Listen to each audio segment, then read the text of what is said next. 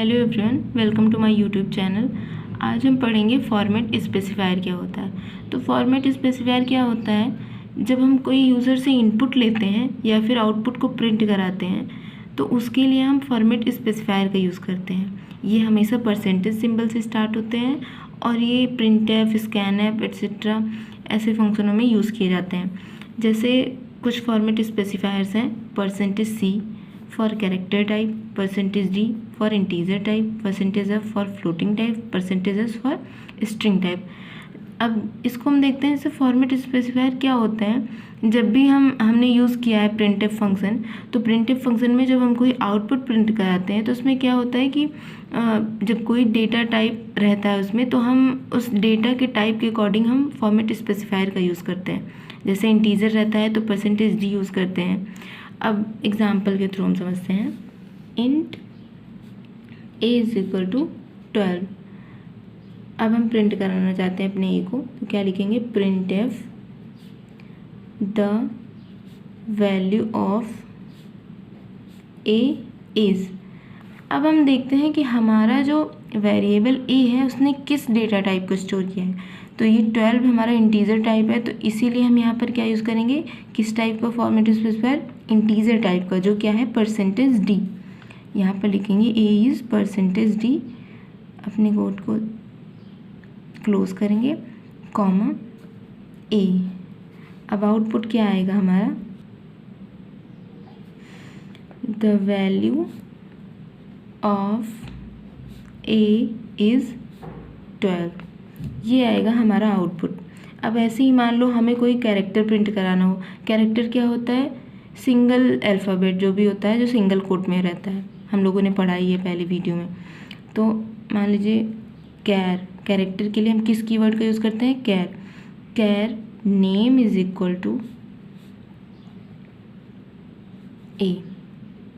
अब हमें इसको प्रिंट कराना है, तो इसके लिए हम क्या यूज़ करेंगे, print F the name is. अब हम फिर से देखेंगे कि जो हमारा नेम वेरिएबल है वो किस टाइप का है। यहाँ पे कैरेक्टर डेटा टाइप है। कैरेक्टर के लिए हम क्या यूज़ करते हैं, %C।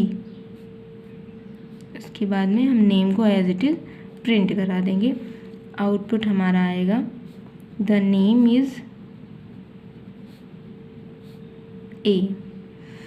ओके। और ऐसे ही हम फ्लोटिंग पॉइंट नंबर के लिए जो डेसिमल में होते हैं उसके लिए %F यूज़ करेंगे for decimal value, %F, and for string type we use %S। अब हमारा नेक्स्ट टॉपिक है कि कमेंट्स क्या होते हैं। तो comments are used for better understanding and they are ignored by the compiler. मतलब कमेंट जो होते हैं, हम अपने कोड में अगर इनको लिखते हैं तो ये कंपाइलर द्वारा इग्नोर किए जाते हैं। मतलब ये हमारे कोड पर कोई इफेक्ट नहीं डालते हैं। यूज़र की बेटर अंडरस्टैंडिंग के लिए, जैसे कोई कोड एक्सप्लेनेशन हो गया, कोई स्टेटमेंट हो गया, यूज़र को इन फ्यूचर अगर वो कोड नहीं समझ में आ रहा है, उसके एक्सप्लेनेशन के लिए यूज़र कुछ कमेंट्स लिख देता है। जैसे एग्जांपल में देखते हैं, पहले इसका टाइप देख लेते हैं।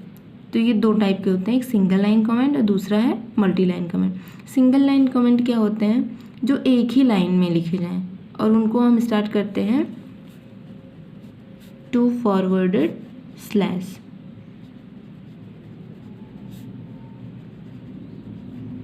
ये है सिंगल लाइन कमेंट का सिंबल। अब हम एक लाइन में अगर जो कोई कमेंट लिखते हैं तो वो हमारा सिंगल लाइन कमेंट में आता है। अब एग्जांपल देखते हैं।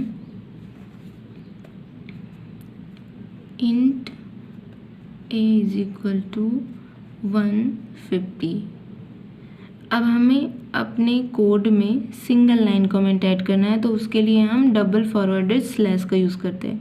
जैसे हम यहाँ पर लिखना चाहते हैं, now I am going to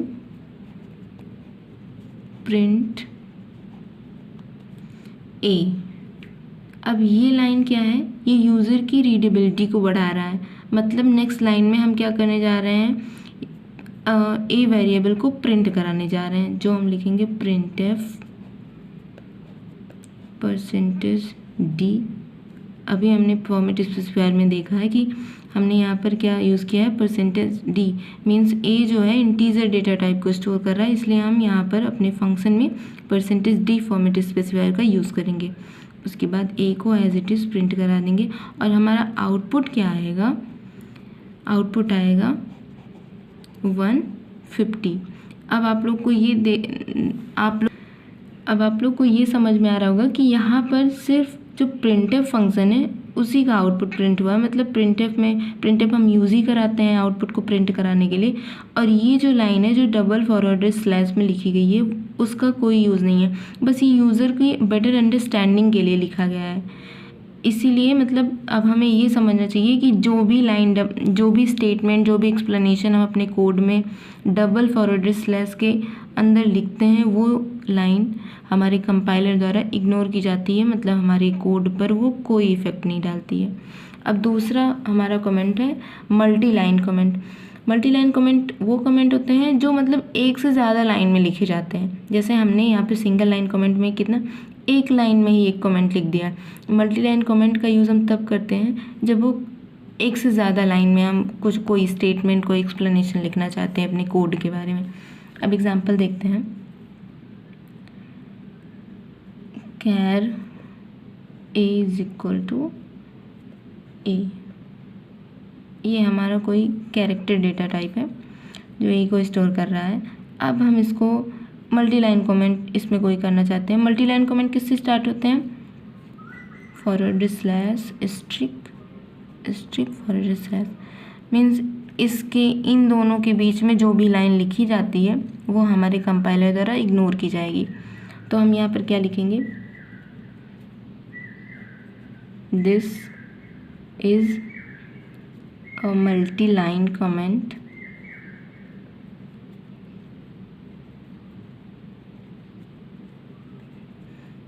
and now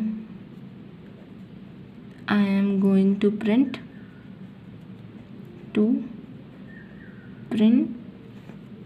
character data type।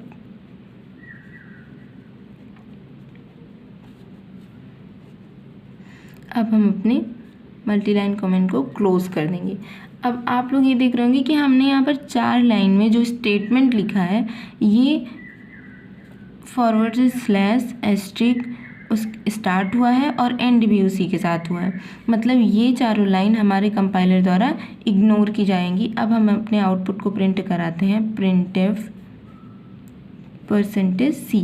Character के लिए हम क्या यूज़ कर रहे हैं, %c फॉर्मेट स्पेसिफायर, और अपने % यहाँ ए को प्रिंट कराया जा रहा है। जो ए वेरिएबल है उसने कैरेक्टर डेटा टाइप को स्टोर किया है, इसीलिए हम %c का यूज़ कर रहे हैं। कैरेक्टर के लिए हम %c का यूज़ करते हैं, उसके बाद में ए को एज इट इज़ प्रिंट करा देंगे और हमारा आउटपुट क्या आएगा, ए। Thanks for watching.